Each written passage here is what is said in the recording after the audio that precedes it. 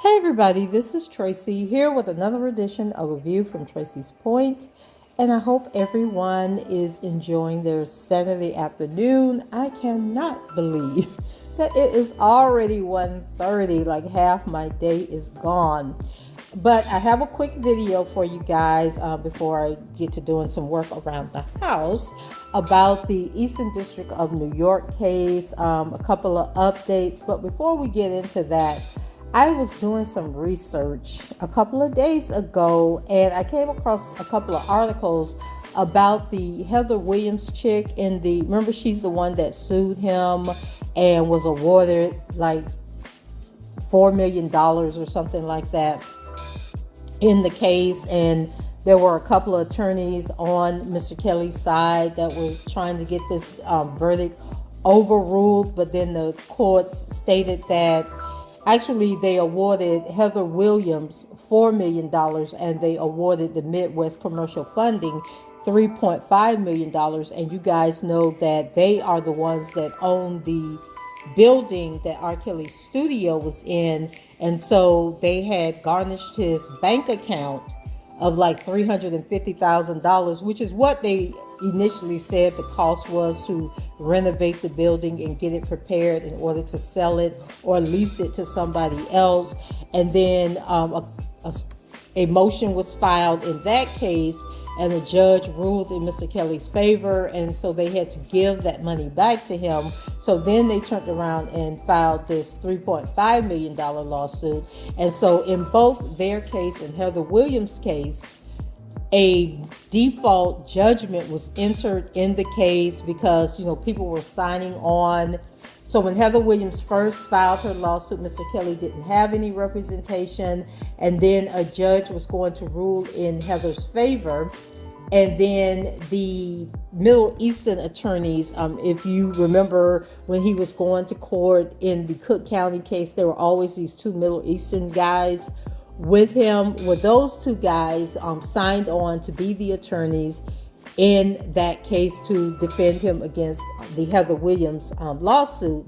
Well, then in February or March of 2020, those guys quit. So they stopped working for Mr. Kelly altogether on the criminal cases, civil cases, all of that. They removed themselves. So then the judge was prepared to enter a second default motion for Heather Williams. And at this time, Heather wasn't really saying how much she was suing for. She was basically in that category that says that the damages are at a minimum $50,000, but the judgment can be much more.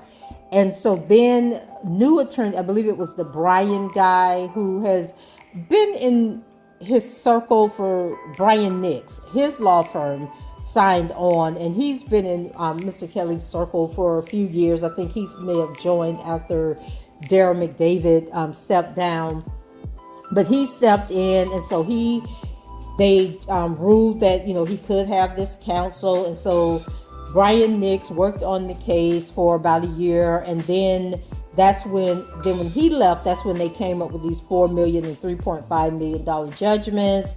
And then another law firm signed on to try and get these judgments overturned.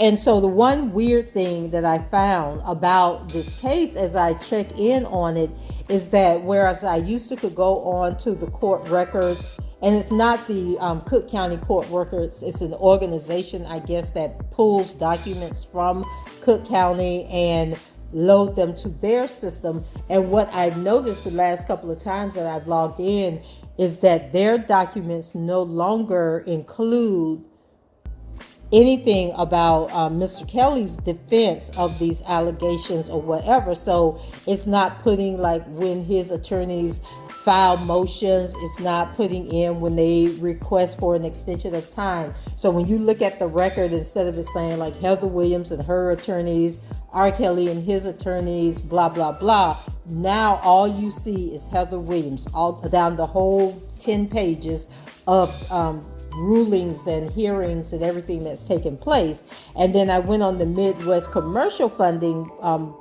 paperwork, and it's the same thing. They've removed all of the motions and hearings and things like that that were initiated by Mr. Kelly's team. So I thought that was kind of weird. But anyway, I came across this article that came out earlier this year, and it's so surprising to me because after they filed these judgments, you know, the $4 million for Heather Williams and the judgment for Midwest commercial funding, they froze Mr. Kelly's royalties with Sony Music and said that these awards had to be paid from his royalties until they were paid off. And they ruled that Midwest commercial funding would be able to collect their $3.5 million and then first, and after that was all paid off, then Heather Williams could begin collecting her $4 million from his royalties. And so that's when the second law firm jumped in, and they were trying to stop them from collecting this money. And they had even gotten Sony involved, where Sony had lawyers, you know, that were interjecting and trying to stop these judgments from being paid out. And so on the website that I was telling you about, they've even removed where Sony lawyers had interjected and removed that information as well. So I can't see that anymore. So in February or March of this year, Heather Williams won a judgment against Midwest commercial funding because she was able to prove that she had filed her claim against the royalties before Midwest commercial filed their claim against the money. And so the courts overruled the judge who said that Midwest commercial could get the money first and ruled in Heather Williams' favor. And so this is the article, and it's from a law firm, and it says R. Kelly's royalty account nabbed by sex assault judgment creditor. Midwest Commercial Funding LLC versus Kelly, 2002, and then they give some more information about the case, shows the harsh results that can flow from the failure to follow a statute's service requirements to the letter. Their dueling creditors fought over song royalties paid to disgraced, I hate that word, R&B singer R. Kelly. Heather Williams sued the singer for abuse and obtained a $4 million default judgment against him in March of 2020. About 4 months later, Midwest Commercial Funding LLC, a commercial landlord, was awarded a $3.5 million judgment for unpaid rent under a commercial lease against the singer. Both creditors issued supplementary proceedings to enforce their respective judgments. On August 17, 2020, Williams mailed a citation to Discover Assets to Sony, the music company that held a royalty account for the singer. 2 days later, MCF, which is the Midwest Commercial Group, sent its own citation by both regular mail and email. MCF emailed the citation to one of Sony's in-house lawyers with whom MCF had prior dealings. On August 24, 2020, Sony's in-house lawyer acknowledged receipt of MCF's citation. The record is unclear whether Sony's counsel meant the August 19, 2020 emailed or regularly mailed citation. August 24, 2020 is also the date that Williams' mailed citation was delivered to Sony. When MCF and Williams learned they had served simultaneous citations, they each filed adverse claims in their respective cases: Williams' personal injury case and MCF's lease breach action. The trial court found that based on Supreme Court Rule 12C, MCF's electronic service was complete on day of transmission, August 19th, 2020, while Williams' snail mail service was complete August 21st, 2020, 4 days after mailing. Because of this, the Supplementary Proceedings Court found that MCF's citation lien took precedence over Williams and ordered Sony to pay MCF to the exclusion of Williams until the judgment was satisfied. Williams' key argument on appeal was that she had a superior lien to Kelly's royalty account, as plaintiff's email citation did not perfect service under the law. Reversing the trial court, the First District noted that once a citation is served on a judgment debtor, a judgment lien is perfected on all aspects of the debtor that are not otherwise exempt under the law. The court then wrote that when a citation is served on a third party, the judgment liens all assets of the debtor in the third party's possession or control. A perfected lien is superior to any later attaching lien. The court rejected MCF's argument that Williams lacked standing to challenge service of MCF's citation on Sony.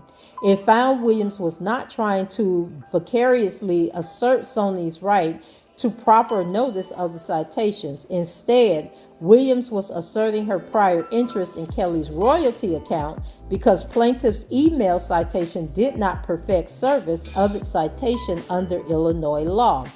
The court added that a contrary ruling would deprive any creditor of a chance to assert a paramount lien upon assets in a third-party respondent's possession and allow a citation respondent to arbitrarily decide priority among competing competitors.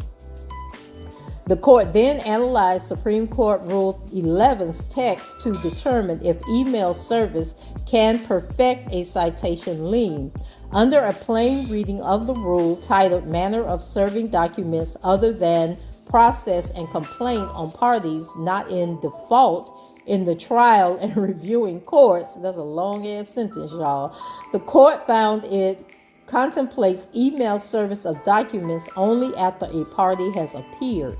As a result, Rule 11 does not provide for email service or documents on a party who has not appeared in the case before the court. Here, Sony had not appeared in either underlying case. Looking at Black's Law Dictionary for evidence, the court defined the process referenced in Rule 11's title as an initiating case document, like a summons or right, which triggers a party's duty to respond. The court likened a third-party citation to discover assets to a summons.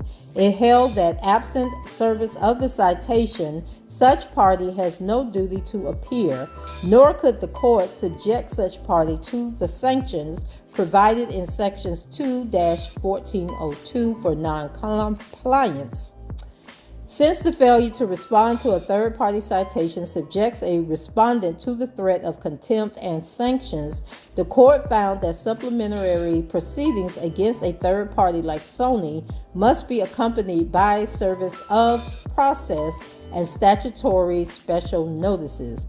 As a result, MCF's email citation was not proper service under Illinois law and did not lien the royalty account. Since Williams mailed her citation to Sony 2 days after MCF mailed its citation, Williams' lien on the account trumped MCF's. The case illustrates in sharp relief how a judgment creditor plays with proverbial fire by not personally serving a citation, or at least serving it by certified mail, return receipt requested. Since a citation to discover assets is the opening operative document, the first activates a recipient's duty to respond. The citation is tantamount to a summons or writ and beyond the scope of Rule 11's email service provisions. So MCF lost their case, lost their ability to be the first ones to claim Mr. Kelly's money because they sent an email instead of hand delivering the notice or putting it in the mail, certified mail.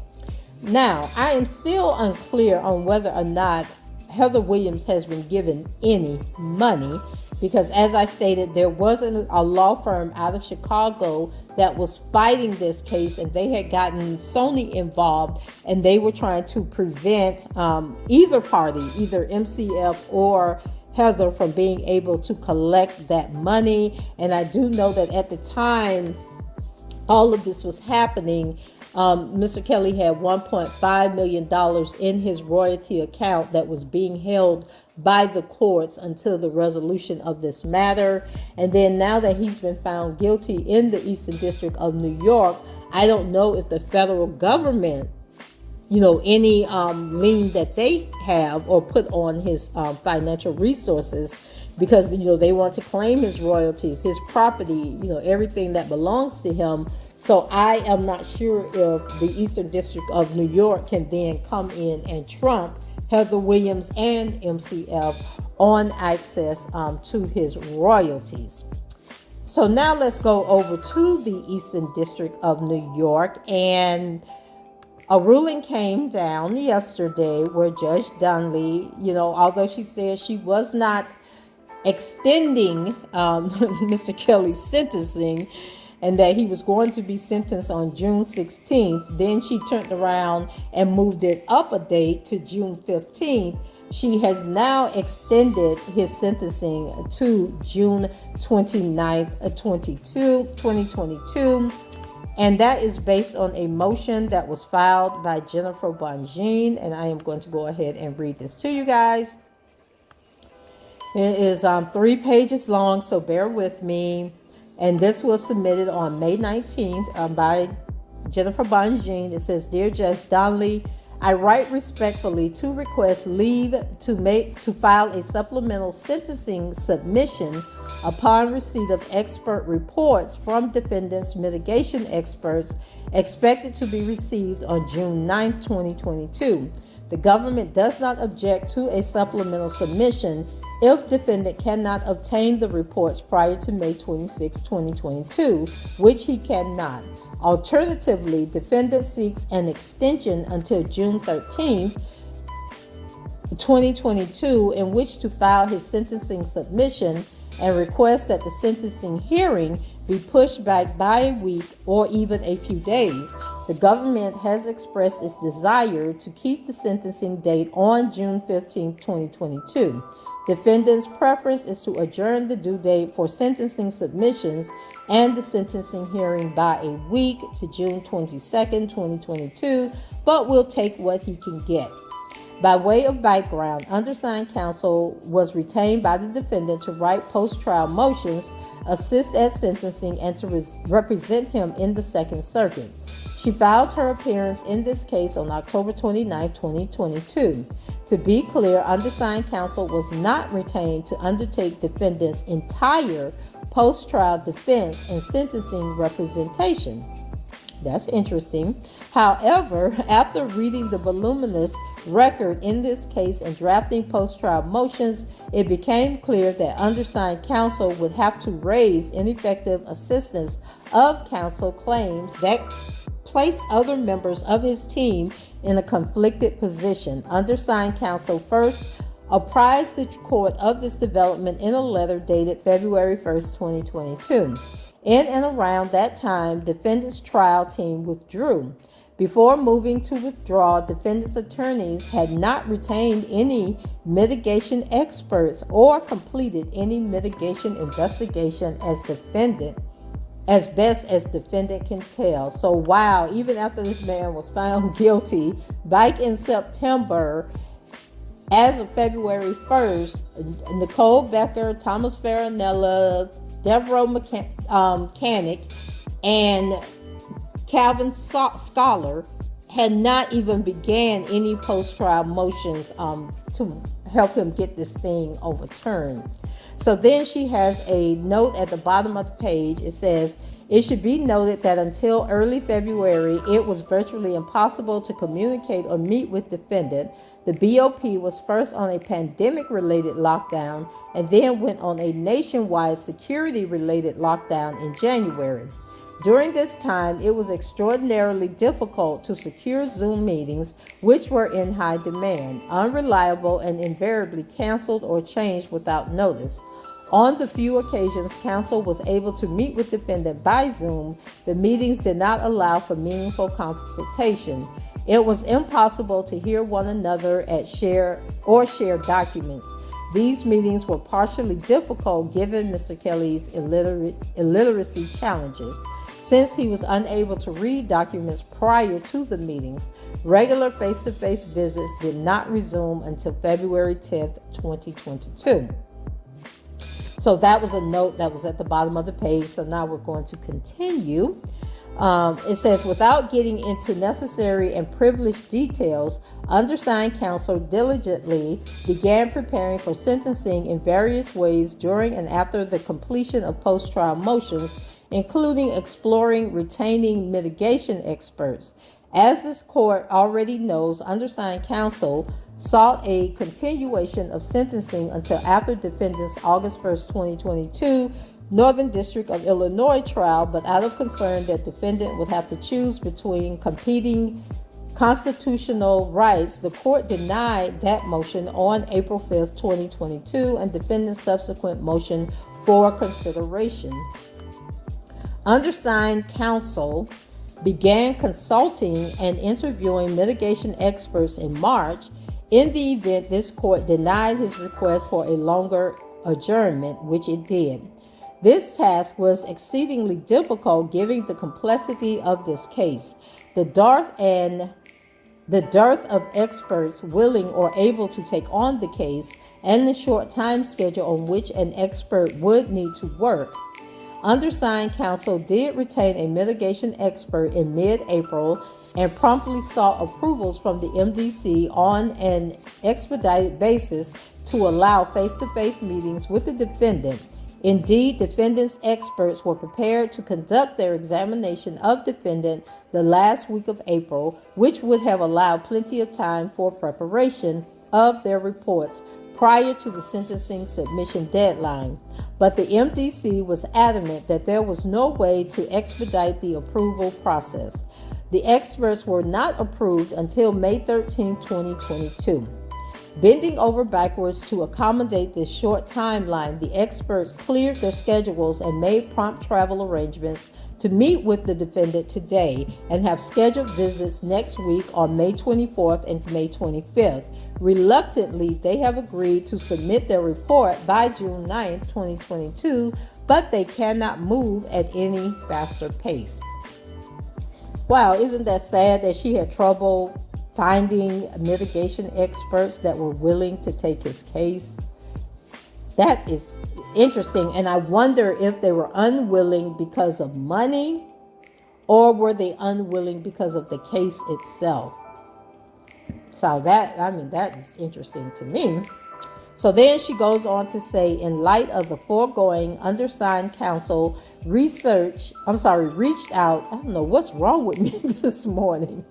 In light of the foregoing, undersigned counsel reached out to the government to explain the dilemma and determine whether they would object to a short adjournment of sentencing, or if they could at least agree to a supplemental sentencing submission in advance of the June 15, 2022 sentencing date. AUSA Getty stated that they would like to keep the June 15, 2022 sentencing date and, quote, unquote, strongly suggest that the expert expedite his or her report, a reasonable request given that he or she was retained and the understanding of the firmly set sentencing date. To the extent that the expert cannot complete the report by the time your submission is due, we do not object to your making a supplemental submission in advance to the sentencing date. So basically, the Eastern District of New York were pushing for that June 15th date, but was like, damn, but if you can't make it happen, we'll go ahead and go along with it. Okay. So then she goes on to say, undersigned counsel appreciates the government's courtesies, but wants to point out that while the experts were retained with a clear understanding of the firmly set sentencing date and prioritized this case to meet that deadline, the MDC did not approve them for visits until May 13, 2022. The experts have already expedited their process as best they can. They are not local and could not have even made travel arrangements until the approvals came through. Once the approvals were made, the experts acted with alacrity. Alacrity, ALACRITY.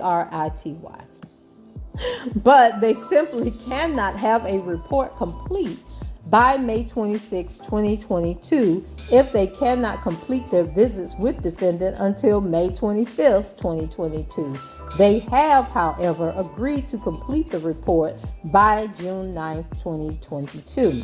Defendant is facing guidelines range of life in prison. The PSR reflects the complexity of the sentencing issues at play in this case. Defendant is entitled to competent representation at sentencing, which includes presenting evidence of mitigation. Whatever can be said about prior counsel, undersigned counsel has worked around the clock to ensure that defendant receives constitutionally mandated effective assistance of counsel. Accordingly, defendant respectfully requests that this court enter an order granting defendant until June 13, 2022, in which to file a single sentencing submission and to adjourn the sentencing hearing by a week or at least a few days. Alternatively, defendant seeks an order allowing defendant to submit a supplemental sentencing submission no later than June 13, 2022. The government can apparently live with this solution. She's so slick at the mouth. Now, and I may have mentioned this to you guys already. Oh, before I get into that, there was another motion that was filed by a woman by the name of Ashley Cohen. She is an attorney in Jennifer Bonjean's law firm, Bonjean Law Group PLLC. And I guess she has an office in New York, and she is signing on as co-counsel in the Eastern District of New York case. So it is good to know that Ms. Bonjean we know she has law clerks and people in her law firm that are helping her, but now she has someone that can also appear, like if there are hearings or whatever, while she's in California dealing with Bill Cosby's case. So the new attorney is Ashley Cohen, and she is with Bonjean's law firm that is located in New York. Now, Judge Donnelly ruled, says order granting the defendant's motion to submit a supplement to his sentencing submission. The existing deadlines for the parties' sentencing submissions will not be extended, except the defense is permitted to file its supplement by June 13, 2022. The sentencing hearing, currently set for June 15, 2022, is adjourned to June 29, 2022 at 10:30 a.m. No further adjournments will be granted. Ordered by Judge Ann Donnelly on May 20th, 2022. So sis say she ain't doing no more. Now she done said she ain't doing no more before, but she said she ain't doing no more in this instance. So we'll see, if anything comes up. So then there was, May 24th. Parties are directed to submit letters not exceeding 3 pages that address the above questions. Okay, so this was the thing that I said was confusing to me. So this is a note that Judge Donnelly entered on May 19th, and it says, order, the government and the defendant are directed to submit supplemental letters on the following questions in connection with the defendant's Rule 29 motion. And so you guys know the Rule 29 motion was to overturn the sentencing or request a new trial on some of these charges. And you actually can go back in my videos where I actually read that motion, and I'll try to remember to post the link above. So now the questions were very confusing, so don't ask me to help you understand what this means, because I'm asking y'all to write in these comments what you think Judge Donnelly is saying, because I have no clue. So she says, 1, are the defendant's claims about section 120290 of the California Health and Safety Code, and then she says, see, in the motion 29 that Jennifer Bonjean filed, she says, the docket number was 273, and then she says 1 at 38 through 41. Okay, let me go ahead and bring that up. Hold on, guys, because I want to give y'all the best information I can. So hold on, let me pull up the document. Okay, I'm back. I have to I gotta name my files better so I know what the heck I'm looking for. Okay, so she says, 1, are the defendant's claims about section 12290 of the California Health and Safety Code, and then she says, see document number 273, so I found that document, -1, at 38 through 41, so I'm assuming she's talking about the page numbers. And then it says, and about section 2307 of the New York Public Health Law at 59, and then it says the proper subjects of a motion for a judgment of acquittal under Federal Rule of Criminal Procedure 29, then it says, see example, United States versus Ghazi, which was a case that was heard in the Southern District of New York in June 9th, 2009, where it states Rule 29, Rule 29 only authorizes motions challenging the sufficiency of the evidence present at trial. Citations omitted. Then she says, 2, are any of the defendant's arguments about section 12290 of the California Health and Safety Code untimely because he did not assert them before trial? And if so, did the defendant waive these claims because he did not raise them at the appropriate time? And then it says, see United States versus O'Brien, which was heard in the Second Circuit 2019. And then it says, by May 24th, 2022 at 5 p.m., the parties are directed to submit letters not exceeding 3 pages that address the above questions ordered by Judge Donnelly on May 19th. So it appears to me that she's trying to say that the arguments Jennifer Bonjean is making were not raised during trial. So let's go back and look at what she said, so we can try and figure this out. So, let's see, what did she say? Pages 38. Okay, so at the bottom of page 38, it starts with Racketeering Act, 8 Mann Act violations involving Ariel. And it says, the government failed to prove that defendant committed Mann Act violations in connection with his activity with Jane on or about April 28, 2015 and May 1st, 2015 in the state of California. It says Ariel was 17 years old in May 2015. She concedes that she misrepresented her age to defendant when she met him and kept her true age a secret until the fall of 2015. After meeting defendant in Orlando, Florida in April 2015, Ariel traveled to meet him in California at the end of April 2015. The government charged defendant with 2 Mann Act violations in connection with this trip, alleging first that defendant violated Title 18 United States Code, Section 2421A. And then it says A, racketeering, 8A, transportation. Primarily, the government's use of the Mann Act under the present set of facts is unprecedented and unjustified.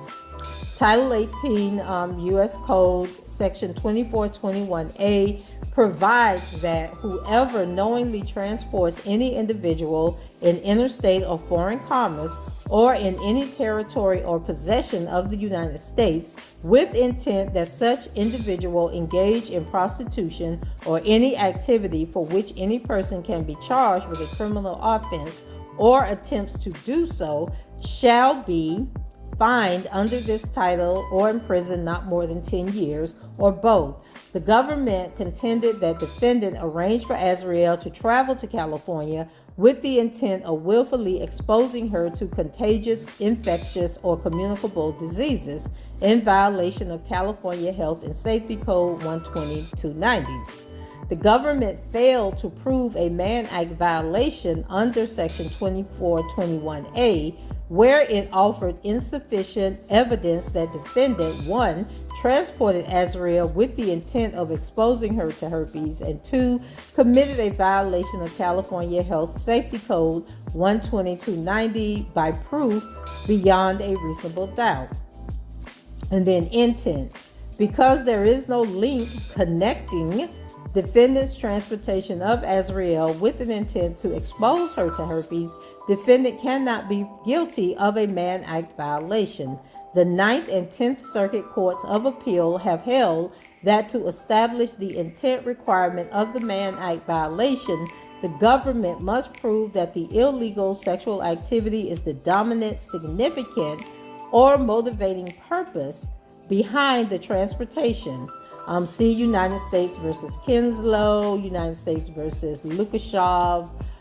These were cases heard in the 9th Circuit in 1988 and the 10th Circuit in 2000. And then it says similarly in United States versus Hayward, the 3rd Circuit approved the district court's jury instruction that stated it is not necessary for the government to prove that the illegal activity was the sole purpose for the transportation.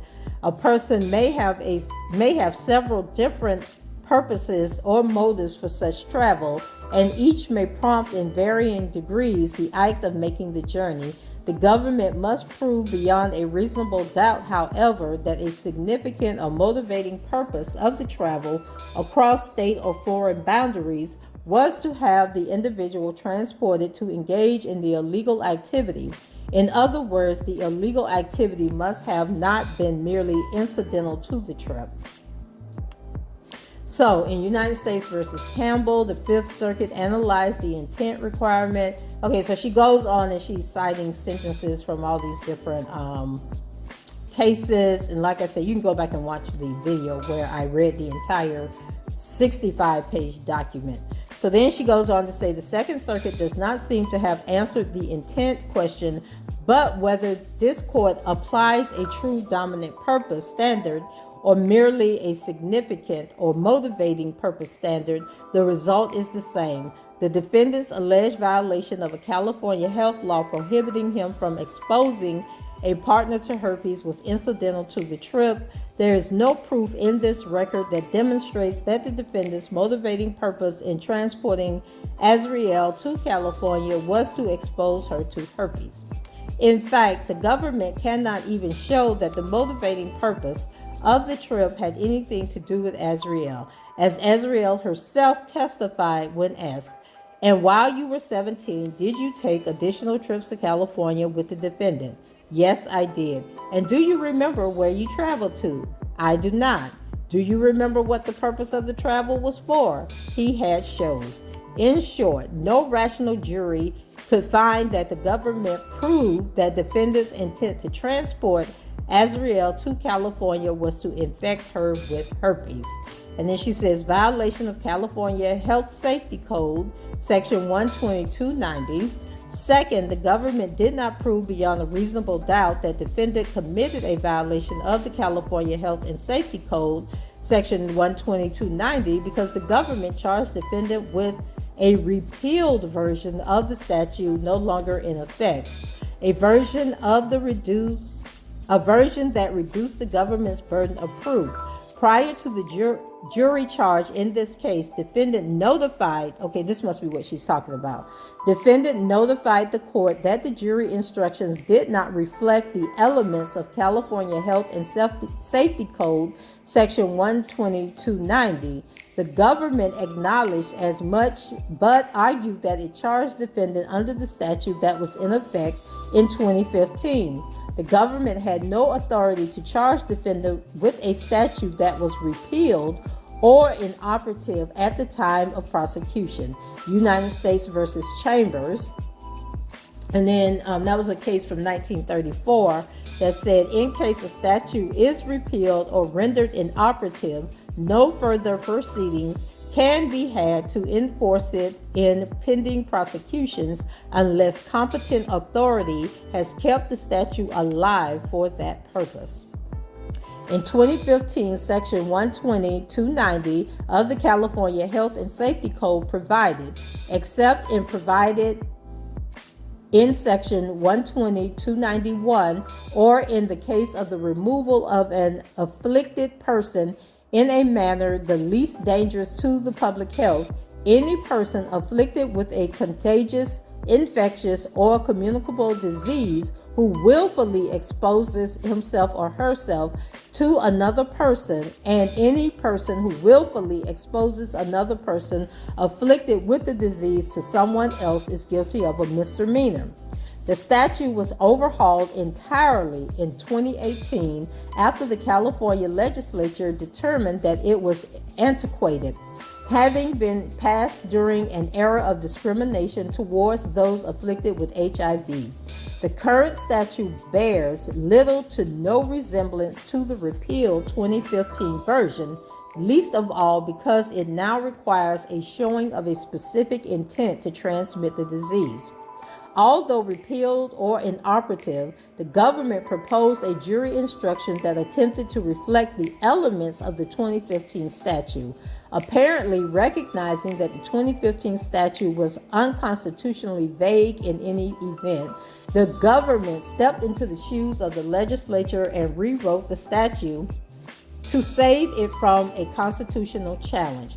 Thus, the government not only charged defendant with a repealed statute, but rewrote it in clear violation of various constitutional provisions, including the separations of power clause and principles of comity.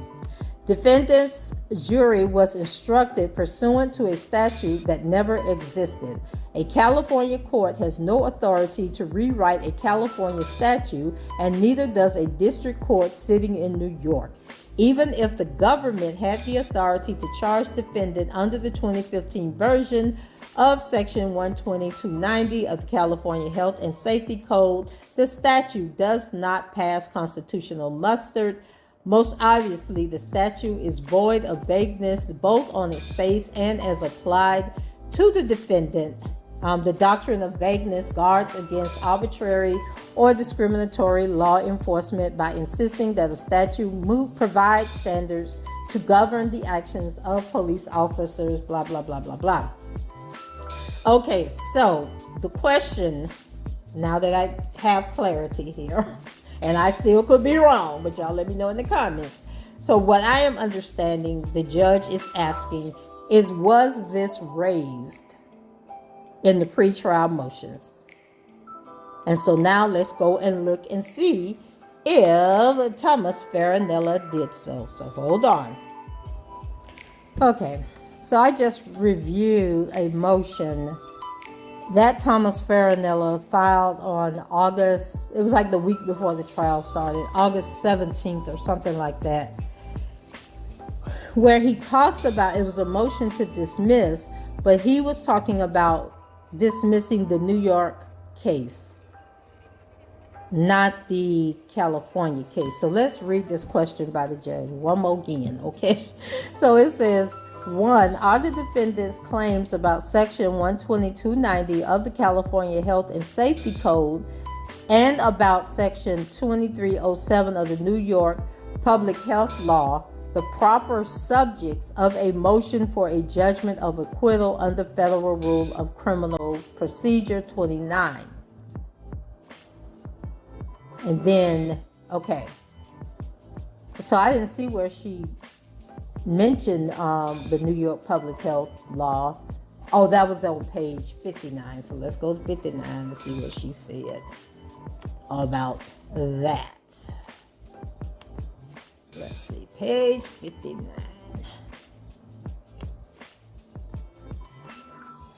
Okay, is she talking? Okay, so she talks about faith. Okay, so she does talk about faith and the traveling. Okay, she says to sustain the Mann Act violations charged in connection with faith travel to visit defendant in New York on February 2nd, 2018, the government must prove that defendant intended to engage in a sexual activity, blah, blah, blah, under the health code 2307. And so she goes into talking about that. So I get it now. So what Judge Bonjean is saying is that the motion that Jennifer Bonjean is raising to dismiss these counts related to the transmission of herpes are fine and good. However, you cannot raise issues that were not part of original motions to dismiss, if I'm understanding this correctly. And so basically, she's saying that when Thomas Farinella was filing his motions for dismiss prior to the trial, he did not state that the California law was outdated and had been overwritten by a new law that was more focused on HIV. And then his arguments about faith aren't the same as well. So that's what she means by, are these the proper subjects of a motion for a judgment of acquittal under Federal Rule 29? And then she goes on to say, only Rule 29 states that it only authorizes motions challenging the sufficiency of the evidence presented at trial. Then 2, are any of the defendant's arguments about Section 12290 of the California Health and Safety Code untimely because he did not assert them before trial? And if so, did the defendant waive these claims because he did not raise them at the appropriate time? So here she's saying that she can't find in any of the documents where Thomas Farinella filed a motion to dismiss or object to any of these charges where he talked about the California health law being outdated. And based on the citations that the judge presented here on what pages to go find this information, when I go back and look at Thomas Farinella's motion that was closest to the trial where he talked about the herpes allegations, I did not see where he mentioned this California health safety law being overruled or rewritten and therefore wasn't in effect at the time. Now, that doesn't mean he didn't put it in a previous motion. I can, but I'm probably not. Not today.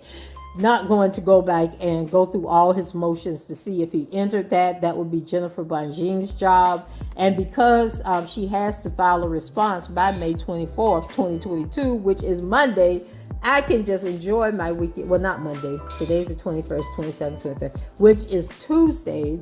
I can enjoy my weekend and not go researching through this stuff and just wait for her explanation.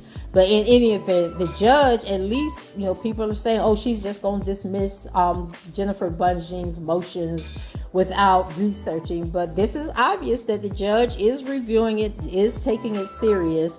And I guess if Jennifer Bonjean can prove that Thomas Farinella did file a motion to dismiss these charges based on the things that she put in her motion and presented to the judge, it seems like the judge is open to acquitting him on those, dismissing those charges and overturning the conviction on those charges.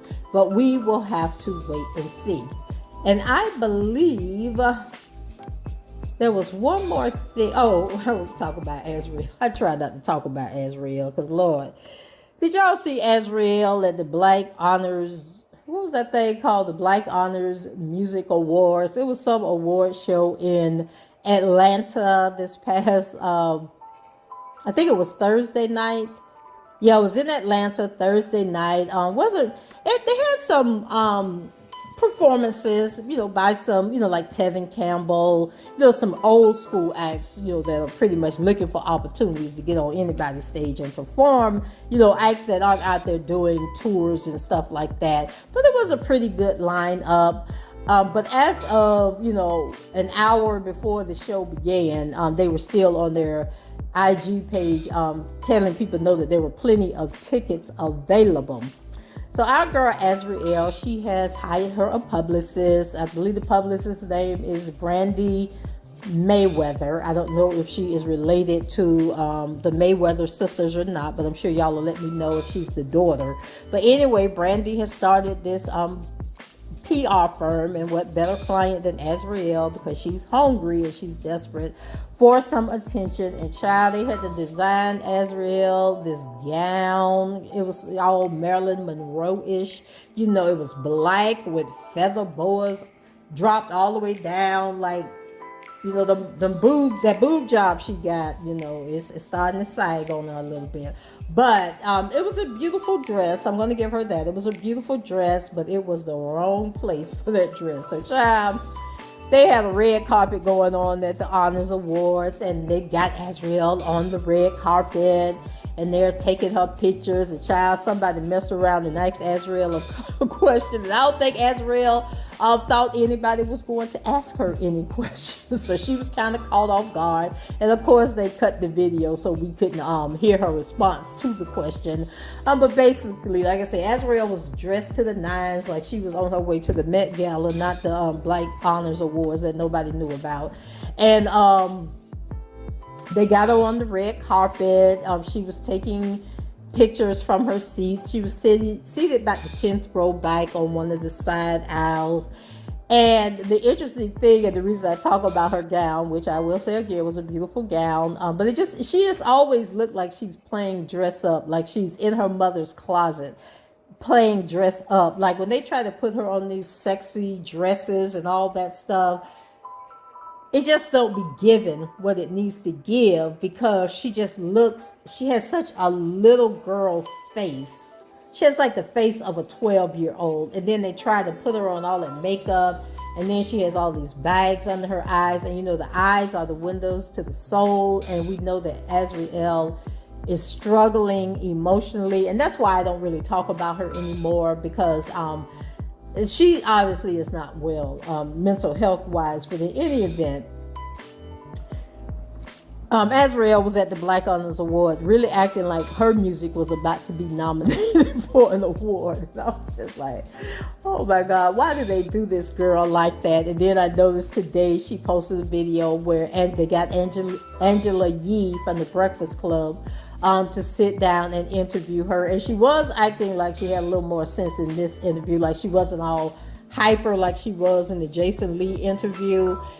She was kind of calm and a little more reserved in this interview. So obviously Brandy is working with her on her public speaking, and hopefully Brandy will get her away from whoever, is encouraging her to drink and do drugs and help her settle down a little bit. But she still wasn't giving what her interviews need to give, okay? And so she did tell Angela Yee that her EP is coming out on May 7th. And she just has this little girl giddiness about her, because Angela Yee was like, how does it feel, coming from what you've been through? And she's like, I got an EP coming out on May 27th. The EP is dropping and I'm so excited. And then Angela Yee kept trying to bring it back around to all that she's gone through. But Azriel was like, I got an EP dropping, and that's all you need to know. So the Angela Yee interview, I think, is going to come out soon after they edit and all that stuff. But anyway, child, I just want to share that with y'all. Azriel was at the Black Honors Awards. Oh, the dress. That's what I was giving. That was what I was really going to tell y'all. Was she had this dress on with the boas, with the split, dropped down off the shoulders, sagging all the way down, halfway past her breast, high heel shoes. and everybody else at the event was dressed like they was on their way to the club, to a music festival. It was more like they were dressed like they were going to a music festival. You know, a lot of people had on blue jeans. The women had on, you know, your typical, the little short skirt, tight top type thing. But nobody was dressed like they were going to the Met Gala, but Ariel. And then there were a couple of performers that they took pictures of, people that they were able to grab and ask them to take pictures with Ariel, who had on, they were dressed up, but they weren't as lavish as the dress that Ariel had on. So she looked very much out of place at this event, but I guess it did what it needed to do, because Brandy was able to convince a couple of people to stop and ask Ariel some questions, and she was able to get Ariel onto the red carpet, since wasn't nobody else on the red carpet. Allow her to take pictures on the red carpet in front of the Black Honor Awards, that I believe it was in Atlanta. And if you are from Atlanta, were you at the Black Honors Awards? Did you go and support the event? Because like I said, up until an hour before the event, they were posting, hey, plenty of tickets left. A lot of tickets are left. Please come and join us. So I don't know if this is like a new award show that really hasn't gotten its footing, but they're in it, and maybe in 5 years it will be a premier event like the BET Awards. But anyway, guys, that's it for me. Go ahead, leave your comments below, rate the video, and subscribe to the channel if you haven't done so already. And until the next time, I shall talk to you guys later. Bye-bye.